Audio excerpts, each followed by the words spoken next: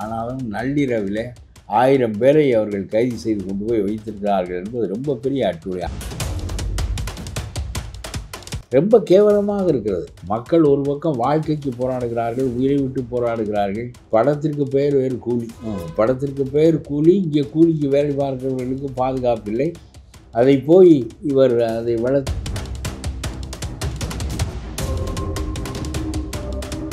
Communist கட்சிகள் தான் இதில் எல்லாம் ரொம்ப வலுவாக இருக்க வேண்டும். என்ன ஒரு தொழிலாளர்களுடைய பிரச்சனையில் ஏன் இப்படி கொலகொலவென்று நடக்கிறீர்கள்? உங்களோட கம்யூனிஸ்ட் கட்சி கடுமையாக போராட வேண்டும். எதற்காக நீ அரசு நடத்துகிறாய்?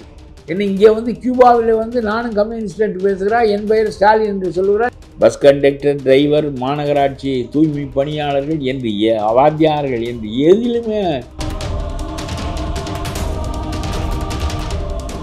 அப்புறம் தமிழ் கட்டாய பாடமாக்கப்படும்.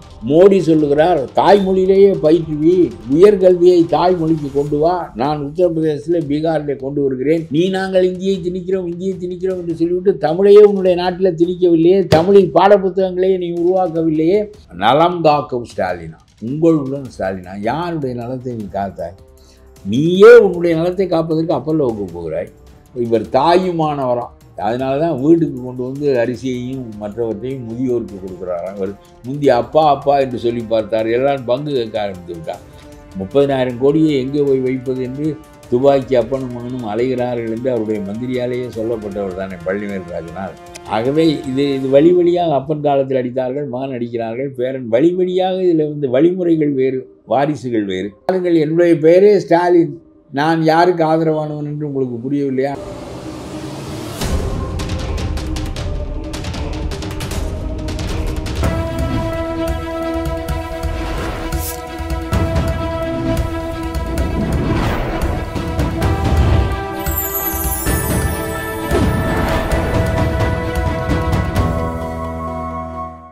சேனல் 5 தமிழ் நேயர்களுக்கு வணக்கம். இன்றைய நேர்காணலில் நம்மோடு பேச இருப்பது தமிழ்நாடு தன்னுரிமை கழக தலைவரும் முன்னாள் சட்டமன்ற உறுப்பினருமான திரு பழக்கருப்பை அவர்கள். சார் வணக்கம் சார். சார், இந்த தூய்மை பணியாளர்கள் போராட்டம் அடிதடியுமாக பிடிச்சி கூட்டத்தை கலைச்சிருக்காங்க. அதே நேரத்தில் ஐயா ஸ்டாலின் அவர்கள் இந்த கூலி பட ப்ரொமோஷன் மாதிரி ஃபோட்டோ எடுத்துகிட்டு இருக்காரு. இது எப்படி பார்க்குறீங்க? ஆனால் ரொம்ப அநியாயம். நள்ளிரவில் போய் அவர்களெல்லாம் அடித்து வண்டியில் ஏற்றி எங்கெங்கோ கொண்டு போய் வைத்து அவர்கள் என்ன கேட்கிறார்கள்? ரொம்ப மாநகராட்சியிலேயே எங்களை வைத்துக்கொள், ஒன்றும் பெரிய சம்பளமெல்லாம் அவர்கள் கொடுப்பதில்லை. தனியார் கொடுப்பது போலத்தான் அரசும் கொடுக்கிறது. ஆனாலும் கூட இதிலே ஒரு நிரந்தரத்தன்மை இருக்கிறது. அரசில் வேலை பார்க்கிற போது அரசினுடைய வேலைகளில் ஒரு நிலைத்த தன்மை இருக்கும். தனியார்கள் அப்படி அல்ல. அவர்கள் வேண்டுமென்றால் கழட்டி விடுவார்கள். அப்புறம் நியாயமாக இயற்கையாக அரசு தரப்பில் இருப்பவர்களுக்கு கிடைக்கின்ற சலுகைகள் இதில் கிடைக்கும். ஆகவே அரசு தரப்பிலேயே வைத்துக்கொள், எங்களை தனியாரிடம் விடாதே என்று சொல்லி அவர்கள் போராடுகிறார்கள்.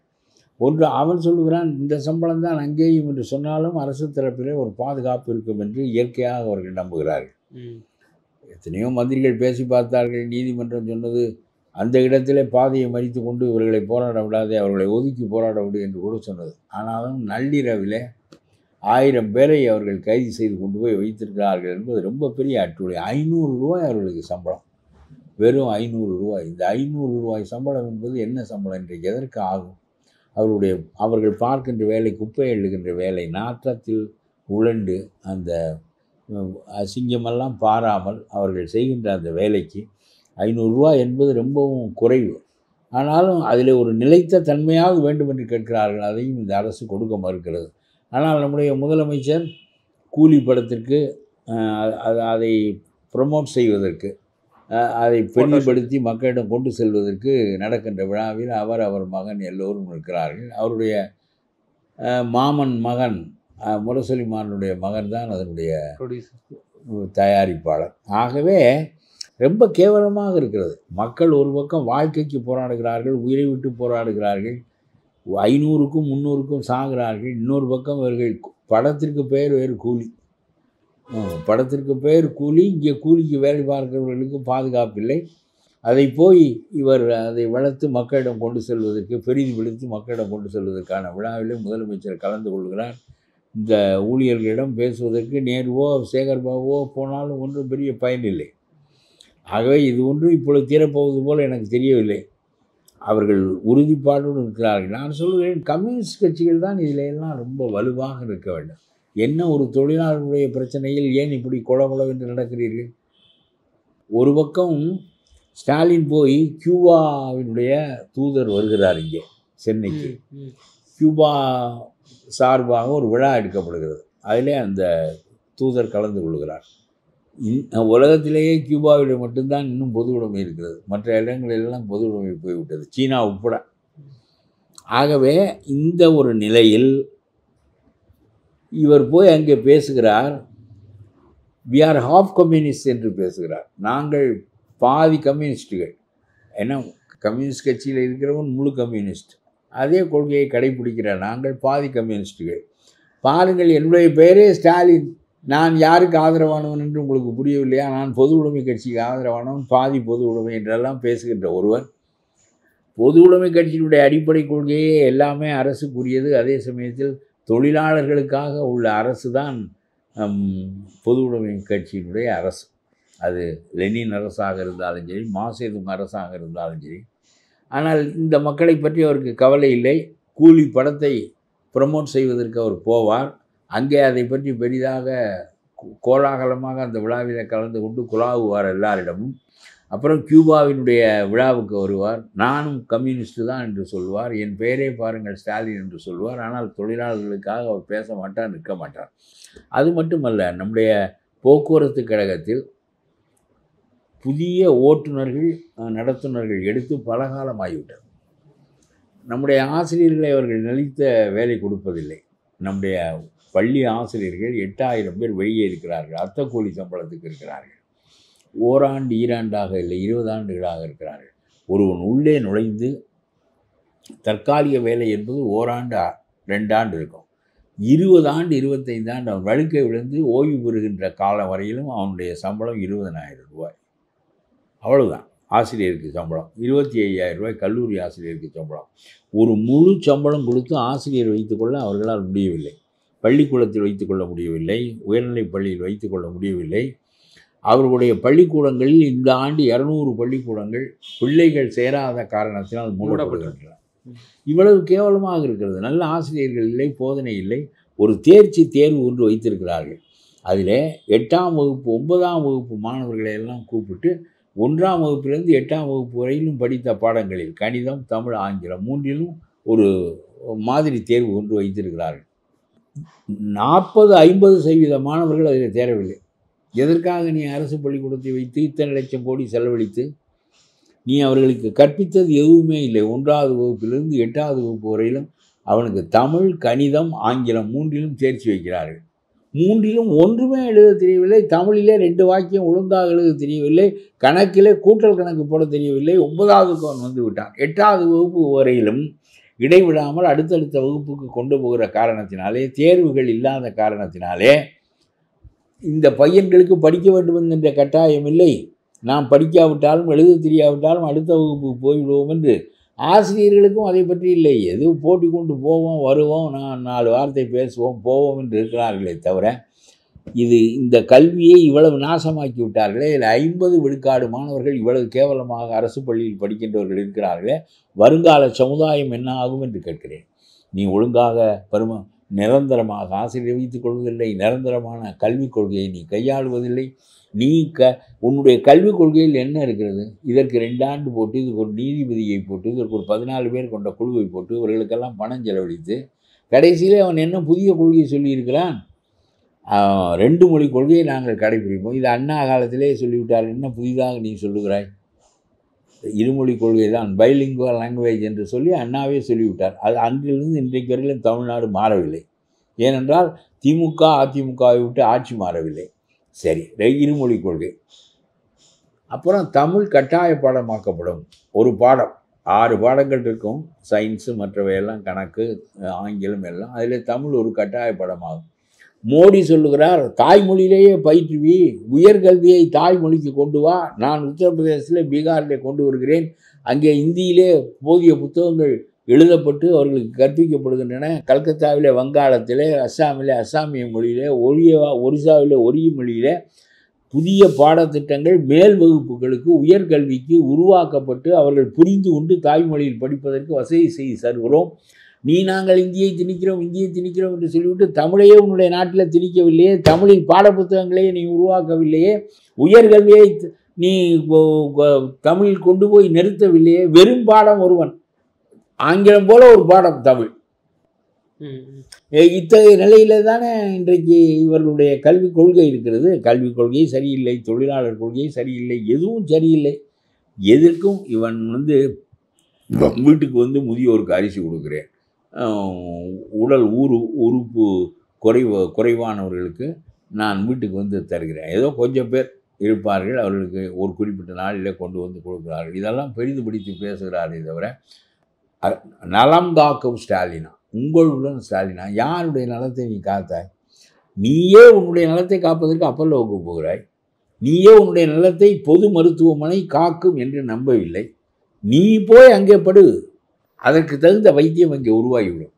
எல்லா துறைகளும் வளரும், எல்லா மருந்துகளும் கிடைக்கும், எல்லா வகையான மருத்துவர்களும் தகுதி வாய்ந்தவர்களாக இருப்பார்கள். காமராஜர் அங்கே தானே படுத்தார், ராஜாஜி அங்கே தானே போய் படுத்தார். ராஜாஜி இறந்ததே பொது மருத்துவமனையில் தானே.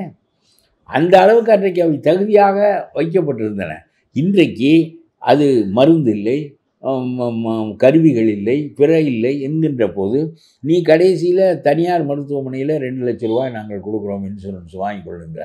மாரடைப்பு வந்தால் அவன் 2 லட்ச ரூபாய் உங்கள்கிட்ட வாங்கி கொண்டு இன்னும் 3 லட்ச ரூபாய் உன்னுடைய நகையை விட்டு கொண்டு வா என்று சொல்கிறான். எந்த மருத்துவமனையில் கூடுதலாக பணம் வாங்காமல் வைத்தியம் செய்கிறான் சொல்லுங்கள்? இவர்களும் அவர்களும் ஒப்பந்தம் செய்து கொண்டு ஒரு சாதாரண நோய் இருப்பதாக இருந்தால் கூடுதலாக 4 நோயை போட்டு அதற்கும் சேர்த்து அவன் பணம் பறிக்கிறான். இப்படி தனியார் இந்த 2 லட்ச ரூபாய் எதற்கு இன்சூரன்ஸ் கொடுக்குறாள்? ஒவ்வொரு ஊரிலும் இந்த பணத்தை வைத்துக்கொண்டு மருத்துவமனையை கட்டு, பெரிதாக்கு. தாலுக்காவுக்கு ஒரு பொது மருத்துவமனை பெரிதாக வேண்டும் என்று நான் சொல்லுகிறேன். அரசுல நிதி இல்லாமல் தானே ஆசிரியர் நியமனம் கிடையாது, புதுசாக எதுவும் கிடையாது. ஆக தொழிலாளர்களை வைத்துக் கொள்கின்ற நிலையும் கிடையாது. எவனாவது தனியாரிடம் விட்டு விட்டால் அவன் இதை விட சம்பளம் குறைச்சி கொடுப்பான், இவர்களுக்கு கொஞ்சம் லஞ்சம் கொடுப்பான், இதைத்தான் லஞ்சம் கொடுப்பான். இந்த வேலையை தான் பெற்றுக்கொண்டதற்கு தன்னுடைய வருவாயில் கொஞ்சம் லஞ்சம் கொடுப்பான். அதுக்கு ஒன்று சான்றாக சொல்கிறேன். போக்குவரத்து கழகத்தில் ஓட்டுநருக்கு 1000 ரூபாய் அரசு வழங்குகிறது. யாருக்கு? அந்த கமிஷன் ஏஜென்ட்டுக்கு, முகவருக்கு. அவன் 400 ரூபாய் அவனுக்கு எடுத்துக்கொண்டு 600 ரூபாய் ஓட்டுநருக்கு கொடுக்குறான். எங்கேயா உலகத்தில் ஓட்டுநருக்கு 600 ரூபாய் சம்பளத்திற்கு அவன் 8 மணி நேரம் ஓட்ட வேண்டும், எவ்வளவு தொலைவு ஓட்ட வேண்டும், அது பெரிய வண்டியை ஓட்ட வேண்டும், அதற்கு வெறும் 600 ரூபாய். இது என்ன? இது எவ்வளவு கொடுமையானது! 400 ரூபாய் ஒரு வேலையும் செய்யாதவனுக்கு கமிஷன் ஏஜென்ட்டாக இருப்பவனுக்கு 400 ரூபாய். அந்த 400 ரூபாயிலே தன்னை கான்ட்ராக்ட் தந்தவனுக்கு அவன் 150 கொடுத்து விடுகிறான். அதுபோல் அவன் பங்கிட்டு கொண்டு, கமிஷன் ஏஜென்ட் பங்கிட்டு கொண்டு, மீதி உழைப்பவனுக்கு வர வேண்டும். உழைப்பவனுக்கு 600 ரூபாய் தான் கிடைக்கும்.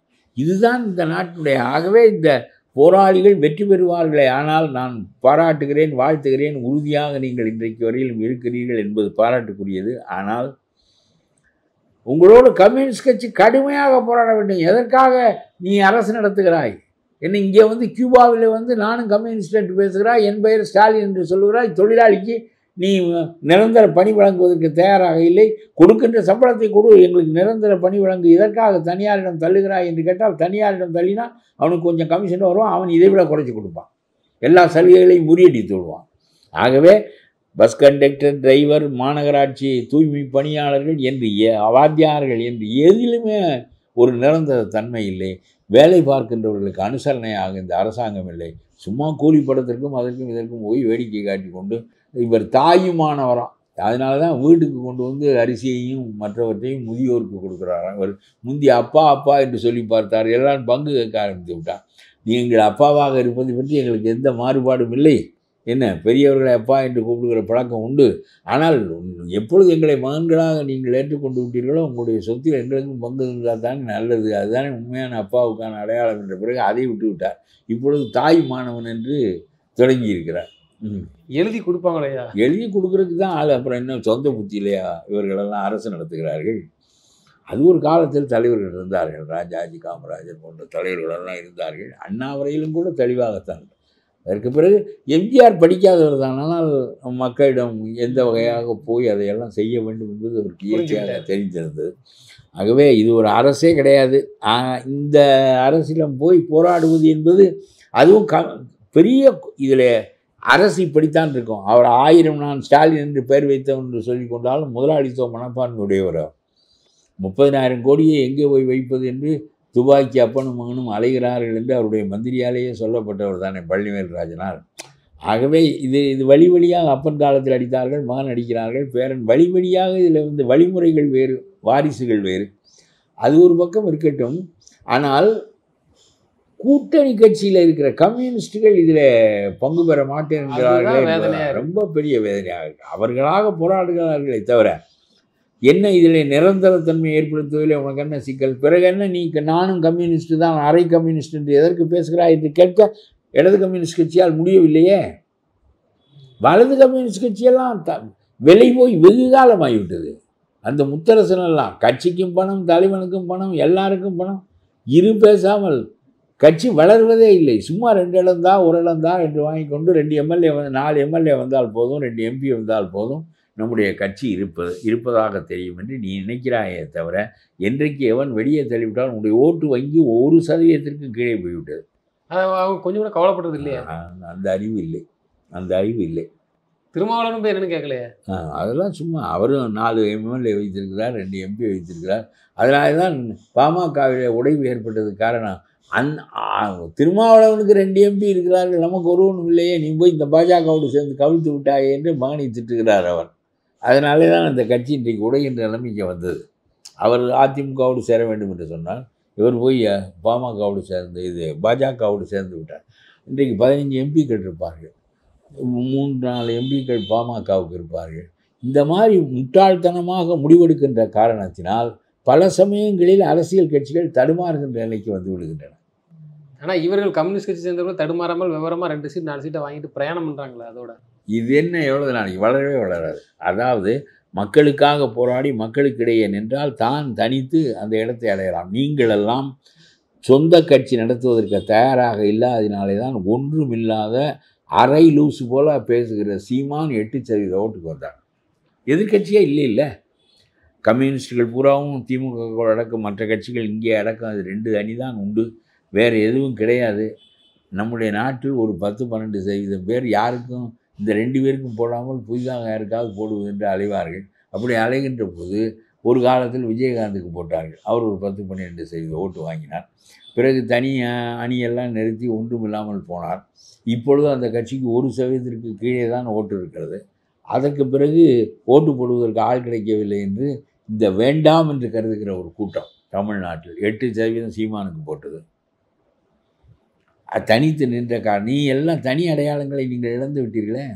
எப்பொழுது பார்த்தாலும் தொழிலாளர் நலனை அடமானம் வைத்து நீ 2 எம்பி வந்து என்ன செய்வாய்? நான் சிபிஎம்ஐ கேட்கிறேன். சிபிஐ தொலைந்து போன கட்சி, அது ஒன்றுக்கும் தகுதி இல்லாத கட்சி, அதை விடுங்க. அதோட இப்போ இதையும் சேர்த்த வேண்டியதான ஒரு வழி இல்லையா? இதோடு சேருவதற்கு தான் அவர்கள் கொஞ்சம் நடுவில் தலையை தூக்கி பார்ப்பார்கள். அவ்வப்போது மட்டும் திமுகவுடன் இருந்தாலும் நாங்கள் கேட்போம் அப்படின்னு சொல்லிக் கொள்வார்கள். பிறகு போராட மாட்டார்கள். இந்த தூய்மை பணியாளர்களுக்கு போய் கொடி தூக்க வேண்டியதானே, அது மாதிரி எல்லாம் எதிர்கட்சி அதை குறித்து கேட்டால் எங்களை கூட்டிலேருந்து பிரிக்க பார்க்குறீங்க அப்படின்னு சொல்லிக்கிறீங்க. அவ்வளோதான். இப்படி எல்லா கட்சிகளும் யாரோடாவது சேர்ந்து அவனுடைய அழுக்குகளையும் நீங்களே சுமக்கின்ற காரணத்தினால் இந்த சீமான் போல ஒன்றுக்கும் உதவாமல் உதறி கொண்டு வெளியே நிற்கிறவர்கள் 8% ஓட்டு வாங்குகிறார்கள். ஒழுங்காக நீங்கள் உங்களுடைய அரசியலை நடத்தினால் உங்களுக்கும் 4%, 6%, 8% என்று வளர்ந்து கொண்டே போகும். நிச்சயமா சார். தொடர்ந்து தங்களது கருத்துக்களை பகிர்ந்தமைக்கு நன்றி.